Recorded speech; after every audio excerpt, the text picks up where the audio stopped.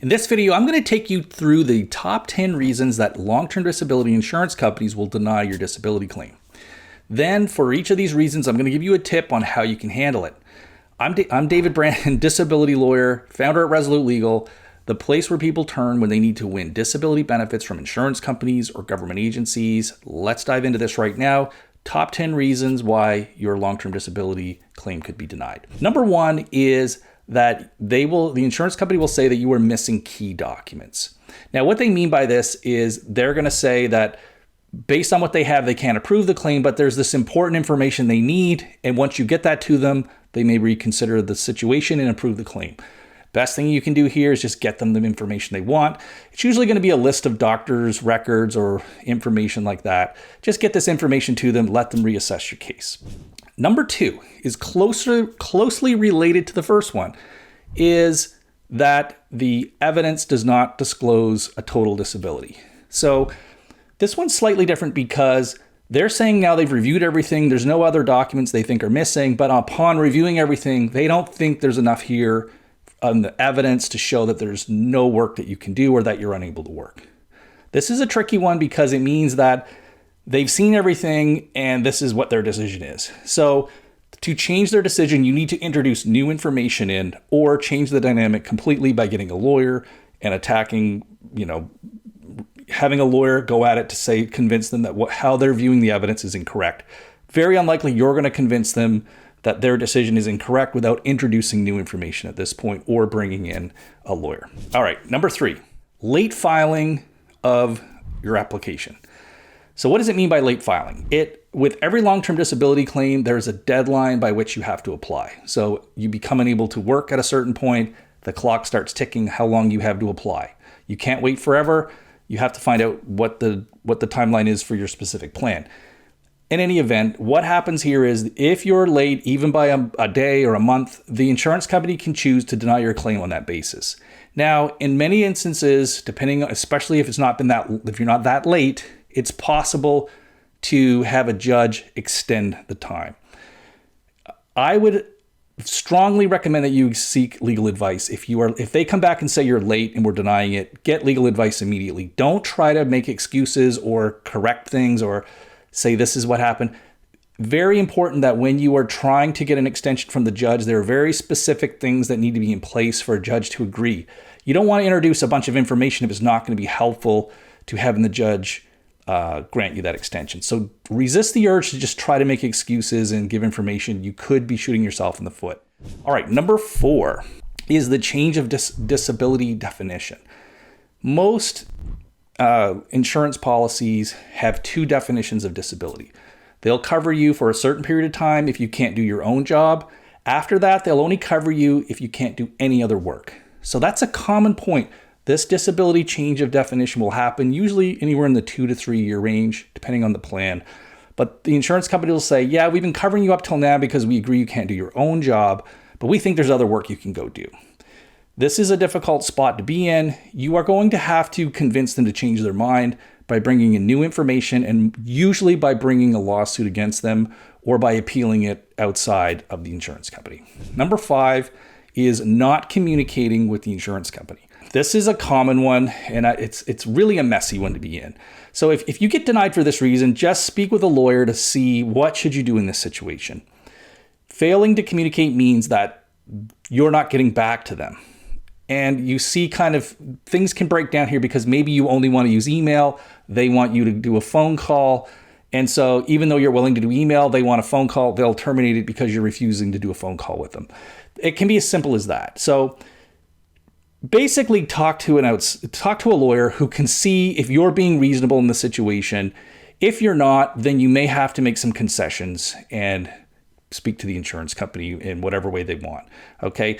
You don't always have the right to dictate how it will go, and get advice. It might be reasonable to do some email in there, but you do have to get advice from a lawyer on this one. And I'll just leave it at that. The number six is pre-existing conditions. This is another technical area where in some instances, the insurance company can deny your claim if your disability is based on a condition that you've had in the past. Now, this is extremely technical. This is an extremely technical area.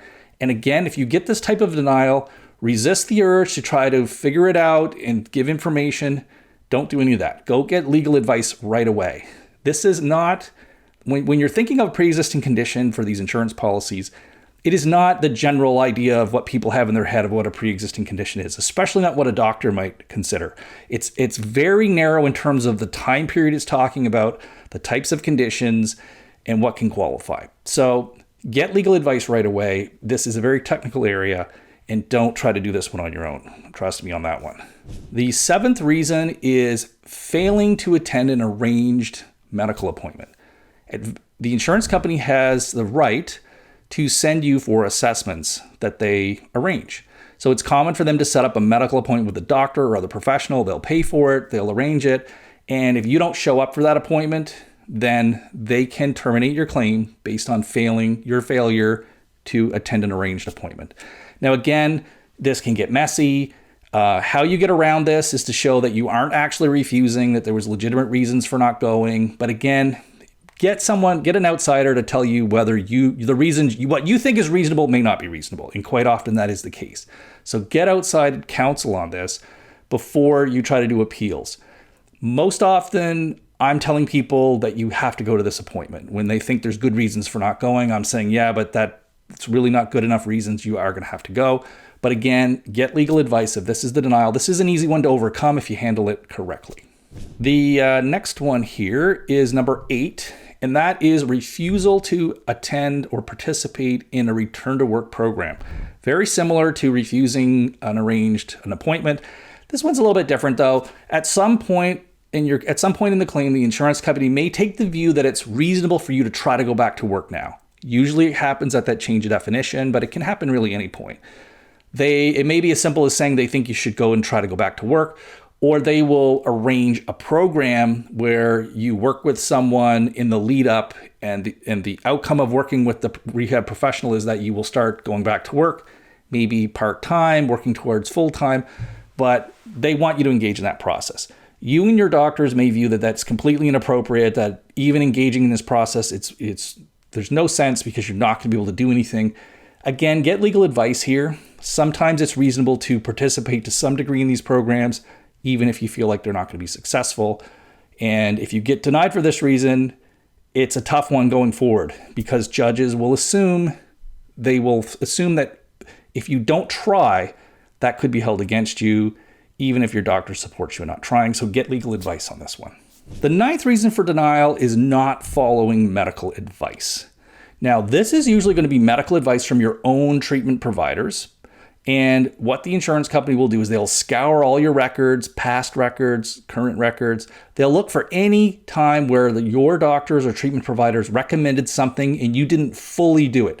Maybe you did a little bit and stopped, but if they take the view that you didn't complete it, they can deny it on this basis. This is a strong reason for them, and it's very hard to overcome. Often in this situation, I'm recommending to people, go back and do the thing. Finish it off. Admit you were wrong for not doing it. Just take the high road here and go do it. This is not a point to get fighting, and your opinions on things here will be given very little weight by the insurance company and by judges and others down the road. So again, if this is the reason for denial, seek legal advice on, was I being reasonable here for not doing this? Often what you think is being reasonable for you is not going to be viewed that way by other people. And your claim is going to be decided by other people. So you have to meet the standard of what the person who's going to approve your claim is going to judge as being reasonable. And a lawyer can tell you what that will be. Number 10, the last one, and this is the granddaddy of them all. They think you are lying or dishonest, okay? This is the one they use when all else fails. It's a favorite reason of denial of the insurance company. Sometimes they'll come right out and say it. Sometimes they'll just allude to it. But ultimately, this element gets brought into almost any case, certainly if it goes to a lawsuit, because it's so powerful for them. So what does it mean when they think you're lying? They will, usually it's based on information they've gotten. It can be surveillance information. It could be information they have that you've given them that doesn't add up or contradicts something that they've read online or what you've told a doctor. They're looking for inconsistencies where it looks like you're saying something here and over here you're saying the opposite, or they're looking for anything where they can point to a bad motive on your part for something other than just being disabled, that you're trying to make this claim because you don't want to work. There's workplace drama. There, you had a baby, you've got a sick relative. They're looking for anything where they're looking for ulterior motives that you may have. So if you get a sense that there's this type of thing going on in your claim, this is another thing that has to be handled very carefully. I would definitely seek legal advice if you get a sense that they're denying the claim, either alluding to the fact that you're lying or they're outright saying you're lying. Get legal advice right away. These are types of cases where they will really dig their heels in unless you can convince them that they're mistaken or convince them that no judge is going to believe this story they're concocting that you're a liar. Now, again, a lawyer is going to be the best person to get you in this situation to hopefully overcome this. That's all for now. These are your 10 reasons. I've given you some tips here. There's obviously more that you're going to need to do. If you have further questions, don't hesitate to reach out to our disability claim support people. They will give you a free consultation and answer your questions. And I wish you all the best, and I'll see you back here next time.